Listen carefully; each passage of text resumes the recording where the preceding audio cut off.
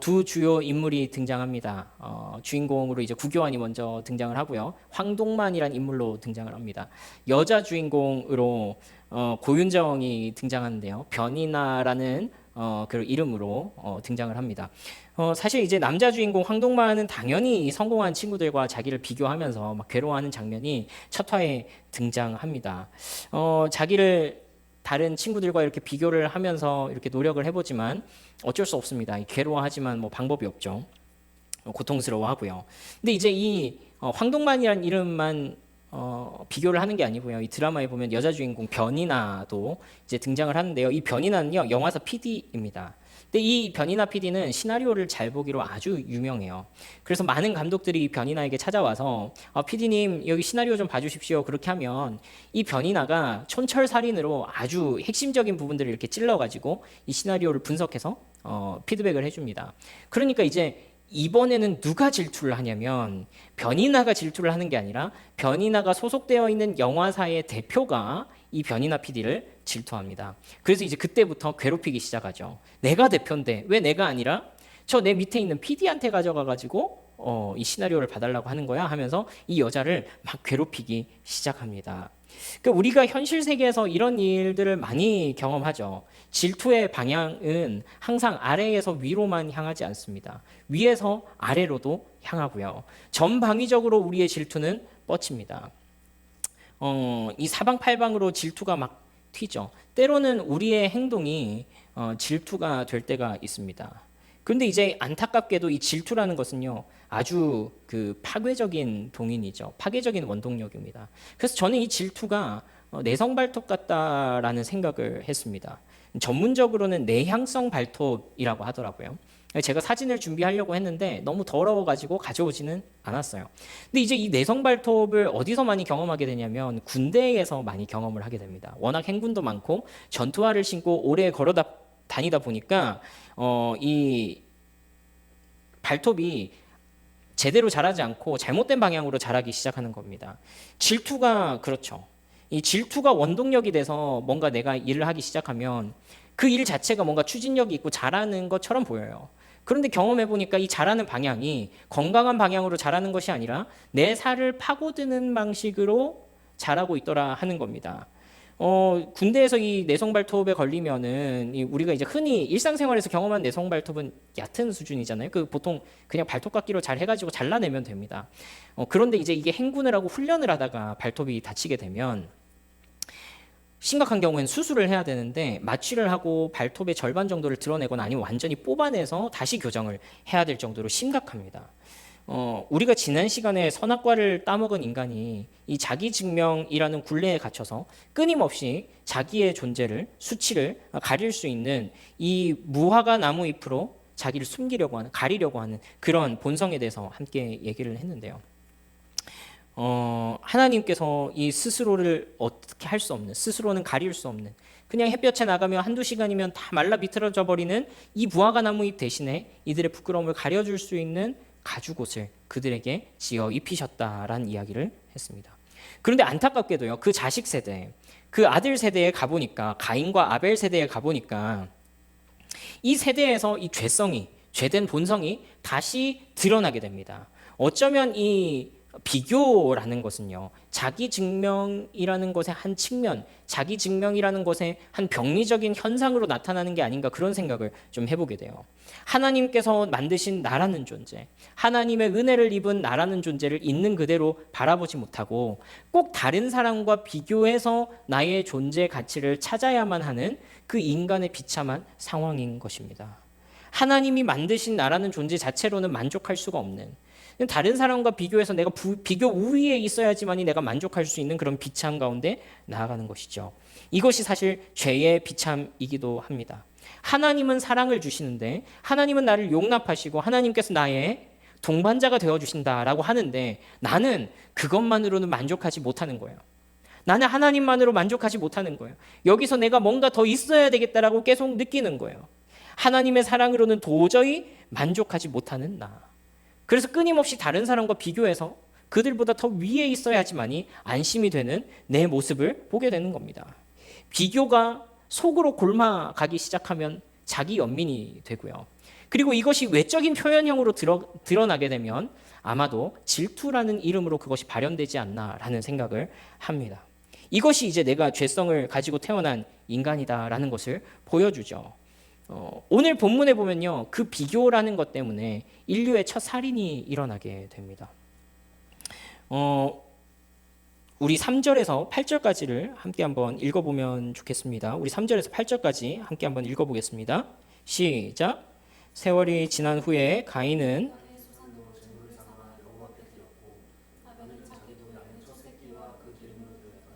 여호와께서 아벨과 그의 제물은 받으셨으나 가인과 그의 제물은 받지 아니하신지라. 가인이 몹시 분하여 안색이 변하니 여호와께서 가인에게 이르시되 네가 선을 행하면 어찌 낯을 들지 못하겠느냐. 선을 행하지 아니하면 죄가 문에 엎드려 있느니라. 죄가 너를 원하나 너는 죄를 다스릴지니라. 가인이 그의 아우 아벨에게 말하고 그들이 들에 있을 때에 가인이 그의 아우 아벨을 쳐 죽이니라. 네, 8절까지요. 가인과 아벨이 어느 날 하나님께 예배를 드리는데 하나님께서 아벨의 예배는 받으셨지만 가인의 예배는 받지 않으셨습니다. 가인과 아벨이 똑같이 예배를 드렸는데 가인의 예배는 받지 않으시고 아벨의 예배만 받으셨다는 거예요. 그리고 가인은 이것 때문에 화가 나서 동생을 쳐 죽이는 세계 최초의 어떤 역사 이래로 최초의 살인 사건이 발생을 합니다. 그런데 이 장면이 충격적인 이유는요, 가인이 아벨을 죽인 이유가 예배 때문이라는 거예요. 하나님께 인정받지 못했다라는 그 분노 때문에 동생을 죽였다는 겁니다. 제사는 거룩한 것이잖아요. 하나님을 예배한다는 거 굉장히 성스러운 일이잖아요. 가장 고결한 일이잖아요. 그런데 우리가 이 장면에서 확인하게 되는 것은요, 죄인은 그 가장 거룩한 것까지도 자기 증명의 도구로 만들어버릴 수 있다는 거예요. 하나님을 예배하는, 하나님을 사랑하고 그분과 교제하는 그 시간마저도 내가 얼마나 괜찮은 사람인지, 내가 반드시 쟤보다 더 나아야 되는 사람이라는 것을 증명하는 도구로 사용할 수 있다는 거예요. 이용할 수 있다는 겁니다. 그리고 그것이 아무리 거룩한 이유라고 할지라도 그것이 내 존재를 증명해 주지 못하면, 그것이 예배라고 할지라도 얼마든지 사람까지 쳐 죽일 수 있는 그 비참이 우리에게 나타난다는 거죠. 이것이 비극입니다. 여러분, 결혼을 하면 자기의 밑바닥을 본다, 아이를 낳아 키우면 자기의 밑바닥을 보게 된다, 자기 본 모습을 알게 된다, 이런 얘기를 하는데요. 근데 사실 저는 개척을 하고서도 저의 또 다른 밑바닥을 좀 보게 된 일들이 많은 것 같습니다. 어느 날 제 아내도 보니까요, 이 목회라는 걸 통해서도, 교회라는 걸 통해서도, 성도라는 걸 통해서도 나를 증명하려고 하는 그런 본성이 내 안에 있구나. 끊임없이 다른 사람과 나를 비교하면서 내가 무언가를 더 해서 인정받으려고 하는 모습이 나에게도 있구나 하는 것을 깨닫게 됩니다. 사실 이것을 깨닫고 또 느끼게 됐다는 것에 대해서 하나님께 참 감사드려요. 왜냐하면 오늘날에 많은 뉴스와 또 그런 이야기들을 통해서 우리가 이 교회라는 것을, 이 예배라는 것을, 종교라는 것을 얼마나 자기 증명의 도구로 만들고 다른 사람들을 괴롭게 할 수 있는지를 많이 보고 있기 때문에 그렇습니다. 너무너무 열심히 하는데 기쁨이 없습니다. 열심히 할수록 지치게 됩니다. 그리고 나보다 더 나아 보이는 사람을 향해서 은근히 저 사람은 뭔데? 저 뭔데 저렇게 하는데? 이런 마음도 가지게 됩니다. 결국에는 이 분노가 누구를 향하게 되냐면 사람이 아니라 하나님을 향하게 되는 거예요. 하나님, 내가 이렇게까지 열심히 했는데 하나님 왜 나한테 안 갚아주세요? 하나님, 내가 이렇게까지 열심히 주님 앞에 헌신했는데 왜 결과를 안 보여주세요? 라는 생각을 저도 하고 있더라는 거예요. 하나님, 나는 이렇게 주님을 위해서 열심히 드렸는데 왜 적절한 보상을 나에게 안 해주십니까? 여러분, 인간의 죄성이라는 이 뿌리가 얼마나 뿌리 깊은지 하나님께서 이것을 드러내시지 않으면요, 하나님께서 우리 속에 있는 죄성을 드러내시지 않으면 우리가 끊임없이 타인과 비교 우위를 통해서 우리를 증명하려고 하는 거예요. 그 주제가 뭐가 됐든지는 상관없어요. 거룩한 것도 됐다가 세속적인 것도 됐다가 물질적인 것도 됐다가 아무튼 할 수 있는 건 다 가져와가지고 우리가 다른 사람과 비교합니다. 그리고 그것에 따라서 우리의 희비가 교차하게 됩니다. 교회 안에서도 이런 일들이 얼마든지 일어날 수 있다는 거예요.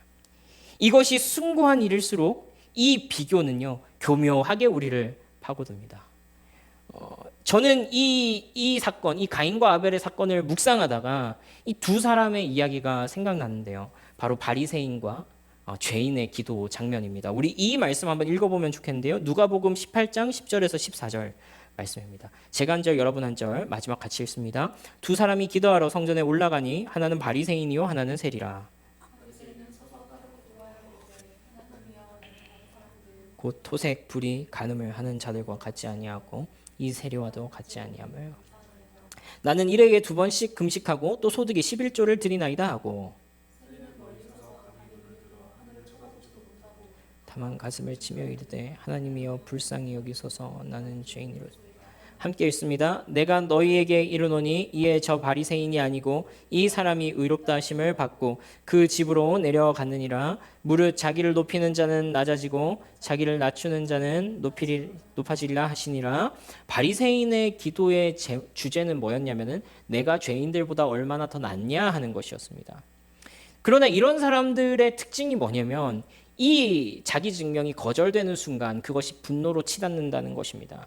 그리고 이 자기 증명, 내가 저들보다 더 낫다라는 자기 증명이 좌절되는 순간 그 분노는 반드시 하나님을 향하게 되어 있습니다. 하나님도 죽일 수 있는 사람들이라는 거예요. 그리고 실제로 예수님께서는 스스로를 죄인이라고 생각하는 자들에게서가 아니라 예수님은 스스로 의롭다고 생각하는 자들에게서 죽었다는 거예요. 그렇죠. 예수님은요 스스로를 죄인이라고, 스스로는 무가치하다고, 스스로 하나님 앞에 은혜가 필요한 사람이라고 생각하는 사람의 손에 죽으신 것이 아니라 나는 의롭다고, 나는 저 사람보다 괜찮다고, 나는 저 사람보다 뛰어난 사람이라고 생각하는 그 사람들의 손에 죽으셨다는 거예요. 우리 오늘 본문 5절에서 7절까지만 다시 한번 더 읽어보겠습니다. 5절에서 7절까지 함께 시작. 가인과 그의 재물은 받지 아니하신지라. 가인이 몹시 분하여 안색이 변하니 여호와께서 가인에게 이르시되 네가 분하여 함은 어찌 됨이며 안색이 변함은 어찌 됨이냐. 네가 선을 행하면 어찌 낯을 들지 못하겠느냐. 선을 행하지 아니하면 죄가 문에 엎드려 있느니라. 죄가 너를 원하나 너는 죄를. 가인은 자기 증명이 실패하자 안색이 변했습니다. 표정이 싹 굳었다는 겁니다. 그리고 하나님을 향해서 굳은 표정을 짓고 하나님을 향해서 분노를 표출합니다. 하나님께서는 이 가인을 향해서 네가 왜 안색이 변했느냐? 네가 왜 분노하고 있느냐? 하면서 이 상태를 보고 죄가 문 앞에 엎드러져 있다라고 얘기를 합니다. 이 말을 조금 더 원어적으로 직역하면요. 이런 표현입니다. 죄가, 가인이 그 문을 넘기만을 기다리고 있다는 거예요. 요즘 표현으로 하자면 가인이 그 선을 넘어가기만 기다리고 있다는 것입니다. 여러분, 그리고 그 선을 넘는 순간 우리는 죄를 통제할 수 없습니다. 그때부터는 뭐가 우리를 통제해요? 죄가 우리를 통제하기 시작합니다. 분노가 우리를 잡고 흔들기 시작합니다. 가인은 선을 넘었고요. 결국 아벨을 돌로 쳐 죽였습니다. 여러분, 그런데 생각해 보십시오. 같은 이유로 요셉의 형들은 요셉을 사실상 죽였고요. 또 같은 이유로 고발당했던 유대인들은 선지자들을 죽였고요. 또 같은 이유로 예수님을 죽였습니다. 여러분, 같은 이유로 오늘날에도요, 사람들은 왜 너의 안색이 변하느냐? 네가 죄인이라는 말이 듣기 싫으냐? 하는 그 하나님의 말을 듣기 싫어합니다. 그 하나님의 음성을 듣기 싫어해요. 불편해합니다. 이것은 왜 하나님께서 아벨의 제사를 받으시고 가인의 제사를 거절하셨는가 하는 것을 보여주는 이유이기도 합니다. 우리 3절에서 5절을 다시 한 번 더 보면 좋겠는데요. 3절 우리 같이 읽어보겠습니다. 3절만 시작. 세월이 지난 후에 가인은 땅의 소산으로 제물을 삼아 여호와께 드렸고 4절 아벨은 자기도 양의 첫 새끼와 그 기름으로 드렸더니 여호와께서 아벨과 그의 제물은 받으셨으나 가인과 그의 제물은 받지 아니하신지라. 가인이 몹시 분하여 안색이 변하니. 하나님께서는요, 이것이 단순히 재물의 문제가 아니었다라고 얘기를 합니다. 4절에 보면요, 이 말씀의 순서를 잘 보십시오. 순서가 어떻게 되냐면 아벨과 그의 제물은 받으셨지만 그렇게 말합니다. 5절에도 보면 가인과 그의 제물은 받지 않으셨다 이렇게 말합니다. 뭐가 먼저예요? 하나님이 받으시는 제사는 제물 그 자체가 아니라 그 사람이라는 거예요. 그 제물을 가지고 나온 그 사람의 의도를 물으신다는 거예요. 그래서 이 아벨의 의도에 대해서 나중에 히브리서 말씀은요, 이 아벨이 하나님께 나온 의도를 이렇게 해석하고 있습니다. 히브리서 11장 4절 말씀 함께 읽습니다. 시작. 믿음으로 아벨은 가인보다 더 나은 제사를 하나님께 드림으로 의로운 자라 하시는 증거를 얻었으니 하나님이 그 예물에 대하여 증언하심이라. 그가 죽었으나 그 믿음으로써 지금도. 아벨의 제사가 받아들여진 이유는요, 믿음 때문이었다라고 말합니다. 이 믿음은 뭐예요? 이 믿음은 뭘 보고 믿음이라고 그래요? 우리는 흔히 이 자리에 와가지고 하나님 믿습니다, 예수님 믿습니다 하면 그것이 믿음이 있다라고 생각을 하는데요, 그렇지 않습니다. 여러분, 오늘 말씀해 보니까요, 하나님이 계심을 믿는 것은요, 아벨뿐만이 아니었어요. 가인도 하나님이 계시다는 것을 믿었어요. 하나님이 계시다는 거 믿었다고요. 성경에서요, 믿는다라는 말은 그래서 어떤 대상을 무지성적으로 추앙한다라는 의미가 아니에요. 성경에서 믿는다라는 말은요, 훨씬 더 구체적입니다. 어떤 내용이 있습니다. 성경에서 말하는 믿음은요, 항상 서사가 있어요. 그 말은 무슨 말이냐면, 아벨이 하나님을 믿었다라고 할 때 무지성적으로 내가 당신을 믿어요 하는 이야기가 아니라 그의 어떤 행동, 그의 어떤 서사, 그의 어떤 스토리를 믿고 있었다라는 이야기예요.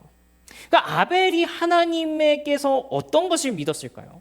여러분, 저는 이것이 아벨이 그의 부모에게 하나님께서 하셨던 일, 그의 부모를 하나님께서 덮어주셨던 일, 마땅히 그의 부모의 세대에서 대가 끊겼어야지 맞는데 하나님께서 다시금 생명이 이어질 수 있게 하신 그 은혜를 기억하고 믿는 믿음이었다라고 생각합니다. 확신합니다. 그들에게 가죽옷을 입혀서 수치를 가려주신 일입니다. 첫 인간에게 하나님이 보여주신 첫 번째 복음이었거든요. 아벨은 그것을 믿었던 것입니다. 여러분, 저는 이것이 아벨의 제물과도 무관하지 않다고 봅니다. 그래서 아벨의 제물이 의미가 있었던 거예요. 그러니까 제물 자체가 양이라서 하나님이 받으셨거나 제물 자체가 피를 흘렸기 때문에 하나님이 받으신 것이 아니라 아벨의 믿음을 통하여 그가 드린 제물이 의미가 있었다는 거예요. 왜 아벨이 드린 이 양이라는 제물이 의미가 있었냐? 여러분, 오늘 성경에 보니까 아벨은 목축하는 자였다라고 나옵니다. 근데 여러분, 사실 그 시대에는요, 목축을 할 필요가 없었어요. 양을 기르는 일을 할 필요가 없었다고요. 왜냐하면 육식은 노아 시대 이후에부터야 시작이 되거든요. 그러니까 노아 시대 이전까지 인간들에게 짐승을 잡아먹는 것은 허락되지 않았습니다. 아니, 지금처럼 고기를 먹을 것도 아닌데 뭐하러 양을 키우냔 말이에요. 무슨 아벨이 그 시대에 대형 무슨 의류 공장을 해가지고 양모를 생산해내는 일을 했겠습니까? 이 아벨은 어떻게 보자면 그 직업 자체가 엄청나게 의미 없는 일을 하고 있었다고요. 양을 식사로 먹지 않는 시대에, 양을 식량으로 삼지 않는 시대에 양을 목축하는 사람이 아벨이었다고요. 여러분, 아마도 이 아벨은요, 양을 하나님께 드리며 그 부모를 덮어주셨던 일, 그들에게 한 번 더 기회를 주셨던 일, 그것을 위해서 양을 길렀던 것 같습니다. 제가 봤을 때 이 아벨이 양을 기른 다른 이유를 상상하기는 쉽지 않아요. 아벨은 제사를 위해서 그 양들을 키웠던 거예요. 아벨은 이 양을 하나님께 드리면서 하나님께서 그들을 덮어주셨던 일과 또 그들의 부모의 죄들을 넘겨주셨던 일, 그리고 그들에게 기회를 주셨던 일, 그리고 범죄한 그들을 용납하셨던 그 일을 기억했을 것입니다. 여러분, 그래서요, 이것이 오늘 우리가 기억해야 할 첫 번째 메시지인데요, 우리 한번 따라하면 좋겠습니다. 은혜를 기억하면 비교하지 않습니다. 여러분, 아벨은요, 가인보다 더 멋진 종교 의식을 통해서 하나님께 나아가고자 했던 것은 아닙니다. 하나님은 아벨이 자기보다, 가인보다 더 나은, 뭔가 더 멋진, 더 완벽한 종교 의식을 통해서 인정받으려고 했던 것이 아니에요. 아벨은 은혜를 기억하는 그 믿음이 있었고 그것으로 하나님께 받아들여졌습니다. 은혜는요, 그래서 비교하지 않습니다. 내가 다른 사람보다 나아야 할 이유가 없어요. 왜냐하면 은혜라는 것은 증명을 전제로 하지 않기 때문에 그렇습니다. 은혜라는 것은 증명을 전제로 하지 않기 때문에 그래요. 그래서 다른 사람보다 내가 더 나아야 할 필요가 없다는 것입니다. 여러분, 은혜의 정의가 뭔가요? 우리 한번 따라해 볼까요? 은혜는 자격 없는 자에게 값없이 주시는 하나님의 선물입니다. 이것이 은혜의 정의죠. 원래 애시당초 은혜라는 것은 자격 없는 자에게 값없이 주시는 하나님의 선물이에요. 자격 있는 자에게 그것을 주셨으면 은혜라고 하지 않고 대가라고 하겠죠. 내가 마땅히 그것을 가질 자격이 있었다라면 무엇에 대한 대가로 그걸 줬다라고 하겠지, 은혜라고 하지 않습니다. 은혜는 기본적으로 그 받는 사람의 자격이 없음을 이야기하는 것입니다. 어차피 자격 없는 자에게 주셨던 것입니다. 그래서 여러분, 아벨은 비교할 필요가 없었던 거예요. 아벨의 제사는 그 은혜 하나만 기억하는 것으로 충분했다라는 거예요.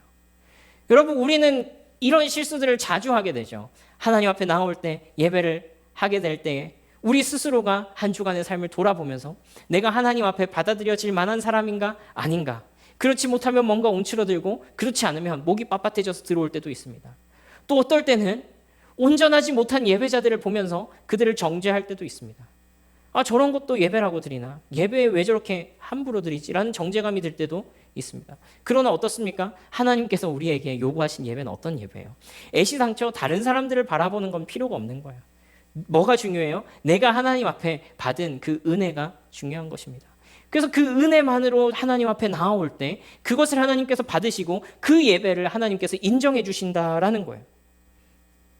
여러분, 그러나 이 하나님께서는요, 이 비교의 늪을 빠져나오지 못하고 스스로를 이 비교의 구렁텅이 속에서, 질투의 구렁텅이 속에서 절대 저질러서는 안 되는 그 잘못을 저지른 가인에게도 은혜를 베푸십니다. 여러분, 이것이 오늘 우리에게 주신 두 번째 메시지인데요. 우리 한번 따라 해봅시다. 하나님은 상한 심령을 외면하지 않습니다. 한 번 더요. 하나님은 상한 심령을 외면하지 않습니다. 네. 하나님께서는요, 이 비교의 늪 가운데 빠진, 어떻게 보자면 이 엄청난 잘못, 이 아벨을 쳐서 죽인 이 가인을요, 몰아가십니다. 또 추궁하세요. 찾아오셔서 이 가인이 코너에 몰리도록 하십니다. 우리 9절부터 15절 함께 읽어보면 좋겠는데요. 제가 한 절, 여러분 한 절 읽습니다. 제가 먼저 읽겠습니다. 여호와께서 가인에게 이르시되 네 아우 아벨이 어디 있느냐? 그가 이르되 내가 알지 못하나이다. 내가 아우를 지키는 자니까.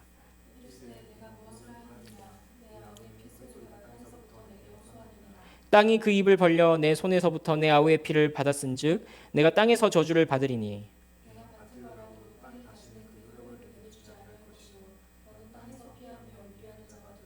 가인이 여호와께 아뢰되 내 죄벌이 지기가 너무 무거우니이다.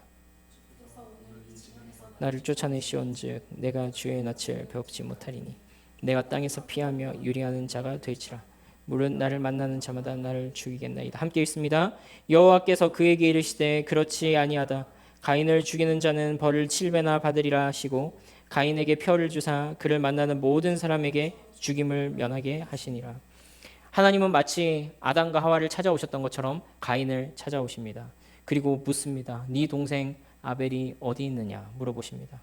가인은 거짓말을 합니다. 모르겠는데요. 그러고 거기다가 말을 한마디 더 덧붙이죠. 내가 동생을 지키는 자니까. 하나님을 향하여서 눈을 야리면서 그렇게 얘기를 하는 겁니다. 다른 말로 하자면 무슨 말이에요? 하나님 당신이 지키셨어야죠. 그렇게 아끼시는 새끼면 하나님 당신이 지키셨어야죠. 하나님이 내 손에서 내 동생 아벨도 지키지 못할 만큼 무능력한 분이셨습니까? 라고 비아냥거리는 겁니다. 전형적이죠. 거의 금쪽이 수준입니다. 하나님은요, 가인이 받을 저주를 선언하시고 계속해서 가인을 몰아가십니다. 그리고 하나님의 처벌과 저주 속에서 비로소 가인이 13절에서 하나님에게 호소하기 시작합니다. 우리 13절부터 15절까지 같이 읽어보겠습니다. 시작. 내 죄벌이 지기가 너무 무거우니이다. 주께서 오늘 이 지면에서 나를 쫓아내시온즉 내가 주의 낯을 배웁지 못하리니 내가 땅에서 피하며 유리하는 자가 될지라. 물은 나를 만나는 자마다 나를 죽이겠나이다. 여호와께서 그에게 이르시되 그렇지 아니하다. 가인을 죽이는 자는 벌을 7배나 받으리라 하시고 가인에게 표를 주사 그를 만나는 모든 사람에게서 죽임을 면하게 하시니. 여러분, 하나님께서 왜 가인을 몰아가셨습니까? 하나님께서 가인을 왜 몰아가셨나요? 바로 이 고백에 이르기까지 몰아가신 것입니다. 주님, 이 벌이 나에게 너무 무겁습니다. 하나님께서 나를 향하여서 진노를 내뱉으시면 내가 도저히 견딜 수가 없습니다. 하나님이 나를 미워하시기 시작하면 나는 감당할 자신이 없습니다. 하나님, 나는 더 이상 안 되겠습니다. 주님, 나 더 이상 불가능합니다. 바로 그때 하나님께서 가인에게 표를 주시는 것입니다. 이 표는 죽음을 면하게 되는 표입니다. 비로소 죄를 깨닫게 되는 자리, 하나님 앞에서 내 의로서는 도저히 설 수 없습니다라는 것을 고백하게 되는 그 자리로 몰아가시는 것입니다. 알량한 변명으로 하나님을 향해서 모르겠는데요. 하나님이 알아서 하셨어야죠. 모르겠는데요. 그걸 왜 나한테 물어보시는데요? 라고 말했던 이 금쪽이 같은 소리를 해대는 가인의 마음이 무너져 내리는 순간입니다. 그래서 하나님의 은혜만을 구하게 되는 자리입니다. 여러분, 성경은요, 이러한 상태를 보고 상한 심령의 자리다라고 이야기를 합니다. 시편 51편에는요 이런 표현이 나오는데요. 우리 16절 17절을 함께 읽어보겠습니다. 시작. 주께서는 제사를 기뻐하시지 아니하시나니 그렇지 아니하면 내가 드렸을 것이라. 주는 번제를 기뻐하지 아니하시나이다. 하나님께서 구하시는 제사는 상한 심령이라. 하나님이여 상하고 통회하는 마음을 주께서 멸시하지 아니하시나이다. 여러분, 이것은요 저지르지 말았어야 하는 죄를 저질렀던 다윗이 자기의 죄를 깨닫게 되고 하나님 앞에 회개하는 내용의 기도입니다. 다윗은요 어줍지 않은 제물로서 자기를 증명하지 않겠다고 얘기합니다. 다윗이 오늘 뭐라고 말해요? 말씀에서 하나님께서는 제물을 기뻐하지 않으신다라고 얘기를 해요. 그렇지 않았으면 내가 좋은 것으로 하나님에게 드렸겠지라고 말합니다. 다윗은 하나님 앞에 절망한 순간 그 사태의 본질을 깨닫게 된 것입니다. 하나님은요 우리가 뭔가 좋은 것을 마련해 드려가지고 설득할 수 있는 분이 아니라는 거예요. 하나님은요 다른 신들처럼 우리가 굿하고 제사 드려가지고 달랠 수 있는 분이 아니라는 거예요. 하나님이 이 제물과 함께 원하시는 건 뭐예요? 다윗 그 자신이었다는 것을 비로소 고백하게 되는 거예요. 완전히 실패한 자기의 모습, 완전히 절망한 자기의 모습, 그래서 상한 심령으로, 깨어진 심령으로, 무너진 심령으로 주님 더 이상 안 되겠는데요, 주님 저 잘못했는데요, 너무 부끄럽지만 저 망했는데요 라고 고백하는 그 자리까지 몰아가시는 거예요. 하나님께서 원하시는 제물은 양이나 염소가 아니라 상하고 통회하는 심령, 고통스러워하고 내 죄를 뉘우치는 그 마음이라고 얘기하시는 겁니다. 여러분, 혹시 우리 속에 우리를 좀먹고 있는 비교의 어떤 늪이 있습니까? 우리를 갉아먹고 있는 이 비교의 수렁이 있냐는 말입니다. 내가 남보다 더 얻어내고 내가 남들처럼 살지 못함에 분노하면서 속사람으로는 누구를 향해서? 하나님을 향해서 안색이 변해 있지는 않냐 하는 말입니다. 근데 여러분, 감사한 것은요, 우리가 그 절망의 자리에 마주하게 될 때 우리가 우리의 힘으로는 도저히 벗어날 수 없는 이 죄의 영향력, 끊임없이 다른 사람과 나를 비교하여서 하나님 앞에 나를 드러내려고 하는 그 본성, 가장 거룩한 것을 가지고서도 나의 존재를 증명하려고 있는 이 악한 본성 앞에서 절망하게 되는 순간에 하나님께서는 우리를 향하여서 그 은혜의 자리로 초대해 주시는 겁니다. 네가 비로소 절망했니? 네가 비로소 막다른 골목이니? 네가 비로소 상한 심령이니? 그래, 그럼 내가 너에게 한 표를 줄게. 이 표는 예수 그리스도라는 표다. 예수 그리스도의 십자가라는 표다. 그 피로 너희의 죽음을 면하게 해주는 표다 라고 우리에게 말씀해 주시는 겁니다. 상한 심령으로 하나님 앞에 나아가기만 하면 됩니다. 이 짐은 내가 지기 무겁다고, 이 짐은 내가 감당할 수 없는 짐이라고 내 연약함과 부끄러움이 드러나면 그것을 증명해내려고 비교하고 내가 얼마나 괜찮은 존재인지 화내고 하나님을 향하여서 삿대질을 해대고 있는, 하나님을 향해서 하나님 내가 이 정도 했으면 하나님 나 좀 도와줘야 되는 거 아닙니까? 하나님 내가 이 정도 했으면 하나님 나 좀 챙겨줘야 되는 거 아니에요? 라고 막 해대는 것이 아니라, 그런 것이 아니라 그 부끄럽고 처절한 모습 그대로를 제물 삼아서 하나님 앞으로 나아가는 것입니다. 우리의 연약함과 우리의 부족함이 드러난 그것을 그대로 가지고 하나님 앞으로 나아가는 겁니다. 하나님, 나는 감당할 수 없습니다. 하나님, 나는 지금 상한 심령입니다. 하나님, 나를 도와주십시오. 그 은혜를 기억하게 해주시고 내가 상한 심령을 가지고 하나님 앞에 나아갈 때 나를 받아주십시오 라고 고백하게 되는 것입니다. 여러분, 그때 우리는 우리에게 주시는 그 십자가라는 표를 확인하게 될 것입니다. 자기 증명으로 얻어낸 표가 아니라 하나님께서 은혜로 우리에게 주신 표입니다. 그리고 그 은혜가 우리의 마음의 실체가 될 때, 하나님의 사랑에 거하게 될 때 우리는 비로소 이 비교라는 지옥 속에서 빠져나올 수 있게 될 것입니다. 끊임없이 우리의 마음속에 풍랑을 일으켜 놓는, 그냥 막대기 가지고 우리 속에 온갖 오물을 휘저어 놓는 그 비교라는 지옥으로부터 빠져나올 수 있게 될 것입니다. 우리 이 말씀을 기억하면서 우리 기도하고 함께 찬양하면 좋겠는데요. 우리 첫 번째 기도 제목은 이것입니다. 하나님, 은혜를 기억하는 마음을 주옵소서라는 것입니다. 하나님께서 이미 우리에게 수많은 은혜를 주셨습니다. 이미 우리 속에, 우리 삶 가운데 말로 다 할 수 없는 은혜들을 부어주셨어요. 근데 우리 속에서 비교가 시작될 때는 언제예요? 이 은혜가 우리 속에서 잊혀져 갈 때예요. 내가 하나님께로부터 받은 은혜가 무엇인지, 그분이 나에게 쏟아붓고 있는 그 사랑의 크기가 얼마나 큰지가 잊혀져 갈 때예요. 근데 반대로 이 은혜가, 이 사랑이 우리 속에 회복될 때 여러분, 경험적으로 어떤 경험을 여러분들이 하시게 되던가요? 만족스럽잖아요. 충분하잖아요. 그것으로 다른 사람과 비교할 것도 없고 다른 사람과 나를 대볼 것도 없고 그 사랑만으로 우리가 얼마나 만족스러움을 느낍니까? 여러분 그런 거 경험해 보셨나요? 그런 은혜가 있다라는 겁니다. 두 번째로는요, 그렇지 못할지라도 때로는 우리가 그 비교 때문에 분노하고 때로는 그 분노가 하나님을 향하기도 하는 너무나도 부끄럽고 모자란 모습이 우리 가운데 드러날 때 어떻게 해야 되냐는 거예요. 그 모습 그대로 가지고 하나님께 나아가는 거예요. 하나님께서는 바로 그 상한 심령을 원하신다고요. 여러분 비록 그 가인이 절대로 저질러서는 안 되는 그 죄를, 그 살인이라는 죄가 이 세상에 들어오게 했지만 하나님께서는 가인을 어디로 몰아가셨어요? 거기에 굴복하게 되는 자리로 몰아가셨어요. 내 존재가 파산하는 자리로 가인을 몰아가셨어요. 난 더 이상 안 되겠다고, 내 힘으로는 이 저주를 감당할 자신이 없다고, 난 더 이상 이 굴레 속에서 살아갈 자신이 없다고, 하나님 나 좀 도와달라고 하는 그 자리로까지 몰아가시는 거예요. 여러분 우리가 하나님 앞에 이 진리를 빨리 캐치하면 좋잖아요. 내 속에 이런 절망이 발견될 때 빨리 하나님 앞으로 그 상한 마음 들고 나아가면 좋잖아요. 근데 분명한 하나님의 약속은요, 하나님께서 그 마음을 기뻐하신다는 거예요.